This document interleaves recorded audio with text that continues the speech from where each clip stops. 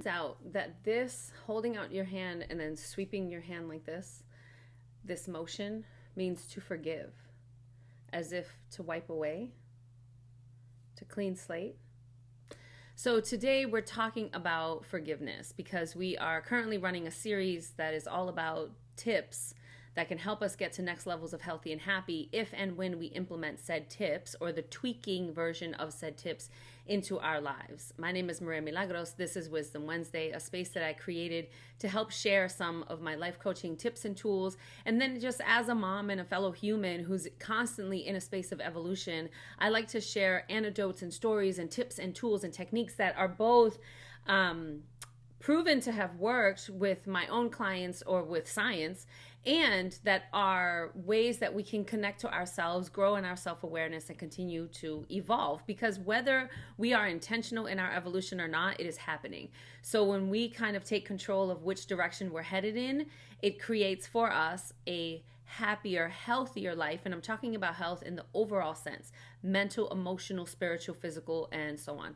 So today I want to talk about the power of forgiveness. And I want to begin by saying that when we forgive someone else, it's not really for them so much as it's for us.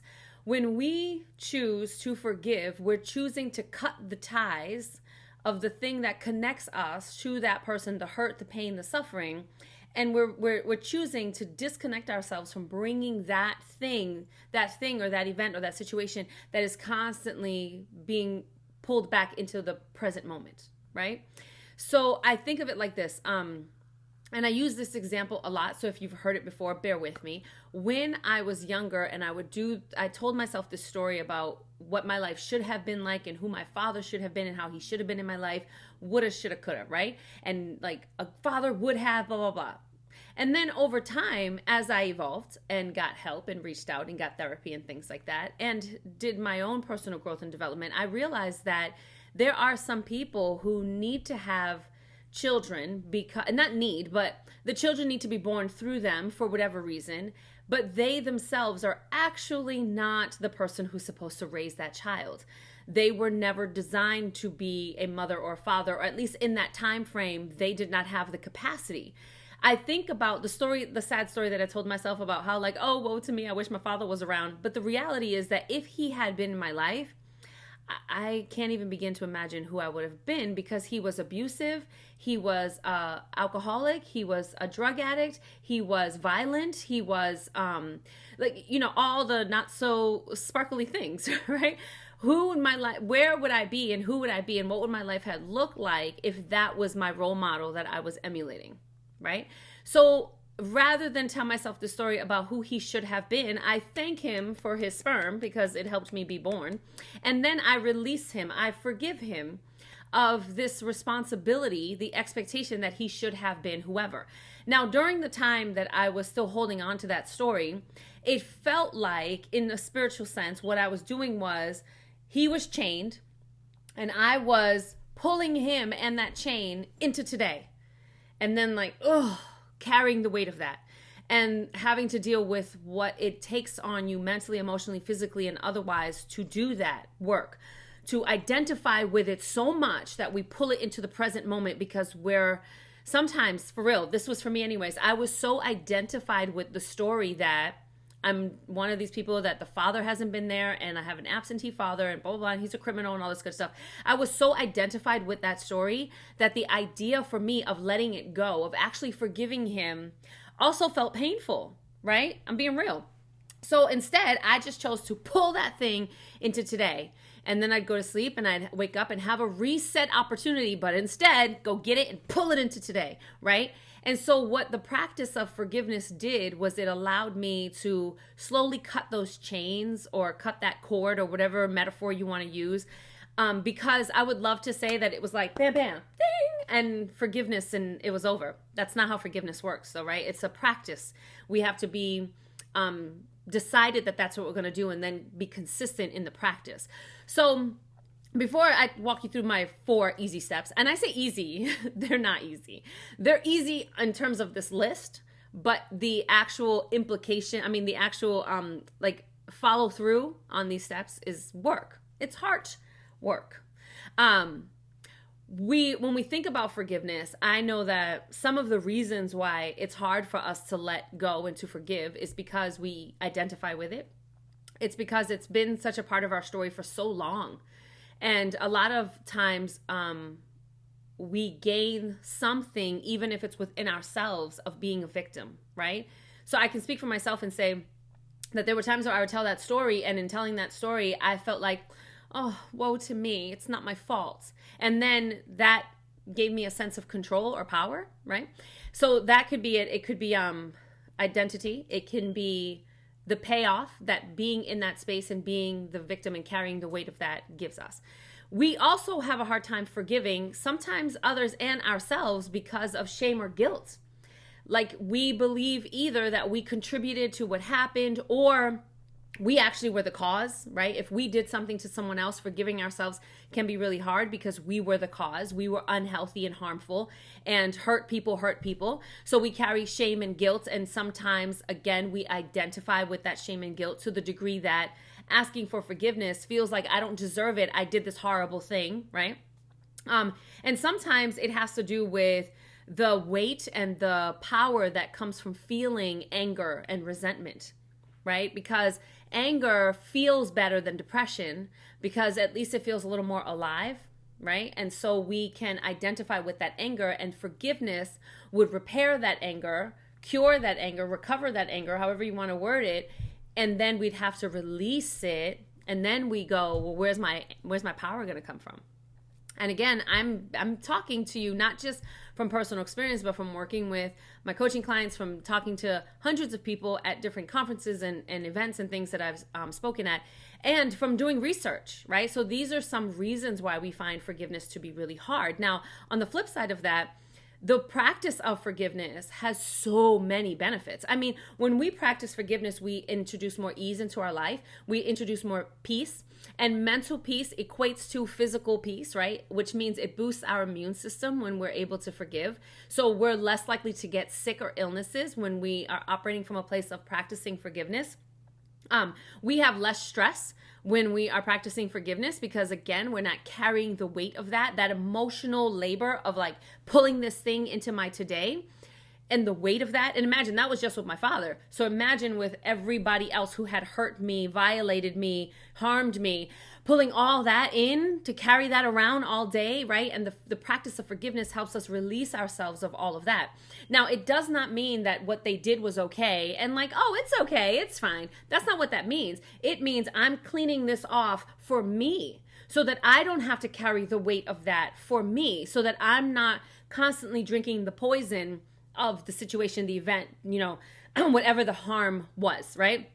It's also one of the other benefits is that we find new levels of freedom for real in our minds, in our spirits, in our bodies. The human body does not lie, and we hold on to all of that negativity, all of that unforgiveness, that's not a word, but all of that weight, we hold on to that in our bodies, which is then it has implications for our physical health and for our immune system functioning and for our mental health and for our emotional stability and for how we show up spiritually. So practicing forgiveness helps us find new levels of freedom, and it creates this kind of flow in our lives that didn't exist prior because we had all the spaces where things could have not flown, but there could have been flow. We have all those spaces clogged up with names and events and people and places. So there are essentially 3 ways that we can practice forgiveness. The first is asking for forgiveness in spaces where we did wrong, where we created harm, where we created hurt, whether intentionally or unintentionally. Now, what I mean by that is sometimes we can reach out and ask for forgiveness, but we must do it without the expectation that they're going to forgive. Because if we do it waiting for them to forgive us, we could be waiting our whole lives because they could be identifying with that pain and holding on to that, and that could be their stuff, right? Our job is to show up and to truly, seriously, in a place of like, I am sorry, repentance, asking for forgiveness, whether they give it or not. Now, that might not always be the scenario. It might not be safe for us to reach out and ask for forgiveness for ourselves or for them it might be like triggering or whatever. And the other thing is too, we don't always need them to say they're sorry, right? There was a situation that happened with me when I was younger, and I remember I did something really mean to someone. And I thought of it many years later when I was doing this work of forgiveness, because I was making a list of all the places I needed to kind of make amends, right? I didn't know what this person's name was really. I think I had an idea. I didn't know where she was. So I just kind of energetically, spiritually, in a space of prayer, put forgiveness, like ask for forgiveness and put that out there, because we can't always get it. That's the reality.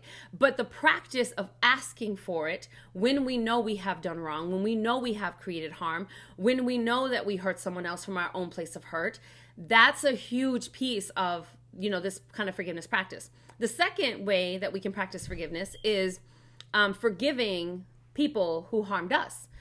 Again, that does not mean that what they did was okay. It means that we're choosing to take those weights off of ourselves. And then the third way that we can practice forgiveness is forgiving ourselves.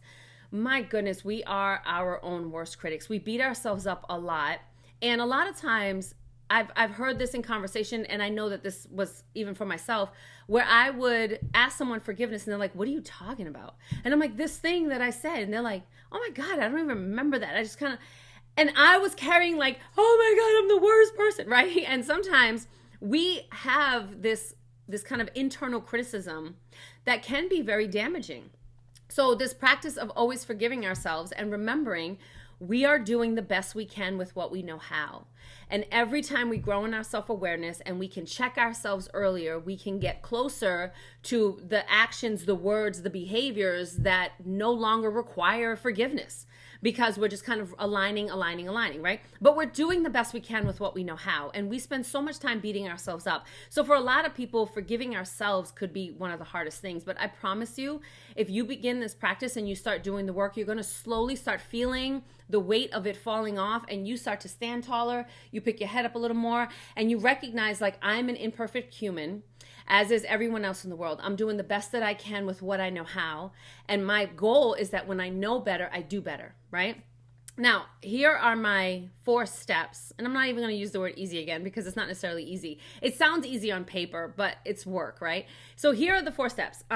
1, we have to, first and foremost, and this is not one of the steps, we have to be in this constant state of self-awareness. If you have been following my videos at all, then you know that I talk about this at nauseum. Is that how you say it? Is it at nauseum, ad nauseum, whatever?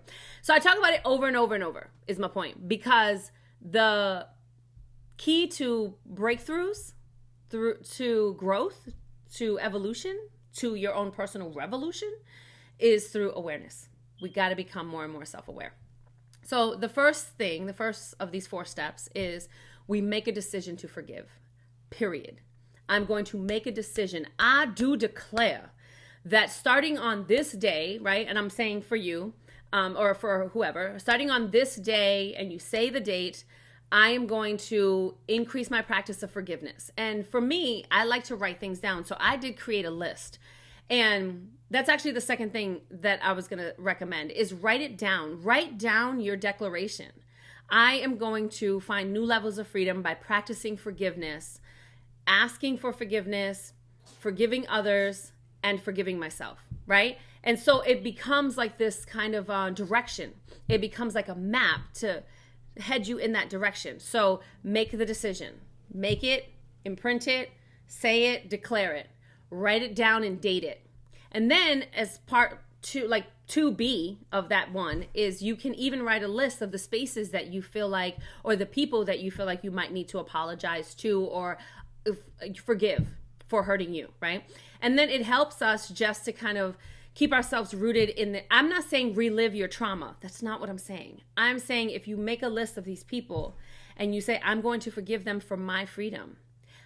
When I did this, I made a list and I didn't read the list every time. What I did was I would put my hand on the paper, read my declarative statement, my decision, and then just trust that everyone who's listed on that page, I'm going to forgive, I'm going to ask forgiveness.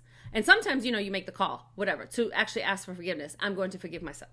And just in this constant practice. So that brings us to the 3rd step, which is the practice. The third is probably the most important step, which is this constant practice. Because you have been practicing the momentum of holding on and not forgiving for so long, it's going to take some time to undo all of that, which means that we have to be committed to consistent practice. So when a thought pops up of that person that you resent or you're mad at or you hate, if you have decided to forgive, in our self-awareness, again, why it's so important, we see that thought and we say, I see you. I know you come from a place of practice and momentum. We are changing direction. The new practice is I forgive, I forgive, I forgive. I release them from my own levels of freedom. I forgive. I release my old self and I find new levels of freedom. I forgive. I ask for forgiveness and I release that I was doing the best I could with what I knew how. And if I knew better and I didn't do better, then now I know better than that, right? Because it takes practice. So you want to make sure that, again, you're being consistent in your practice in this rehearsal. When I was in the midst of doing this work, I would come to that page every day and put my hand on it, read the declaration, and ask for forgiveness, send forgiveness, and then forgive myself, right? And there were times where I would just sit and cry like I'd be a puddle of a human. And then there were times where I would do it and I'm like, whew, that felt really good. And then as I practiced and as I continued to do it, I could feel the release over time. And it is going to take time. And then that's the fourth thing. You want to give it time. I would love if there was like, ding, and like, jingle, jingle, jingle. That I just aged myself with these antics, right? I would love if that was real, but it's not. It's going to take time because anything you practice in one direction there's so much momentum. That dynamic has been set. So now we have to pull it back and head in the opposite direction. I love this analogy that I heard Abraham say once where there's a train going in one direction. You cannot just stop that train and send it in the opposite direction. That's not how it works. You have to take time to slow down that train, especially if it's been going fast for a long time, right? The faster it's been going for the longer amount of time, the more room you need to give it to slow down so it can come safely to a stop and then to reverse directions. So it's kind of like that, right? We want to give it room because we're reversing the direction of the momentum that we were headed in. And in doing so, we're going to find new levels of freedom. So that is my tip for this week. I know this one's a little bit longer, but it's forgiveness. I can't exactly talk about it in 4 minutes. I tried several times to keep it under 7 minutes. I couldn't do it. So here we are. I wanted to give you all the stuff. I hope that this was beneficial. If you know someone who can benefit from it, please go ahead and share it. If you haven't already, you can subscribe to my channel.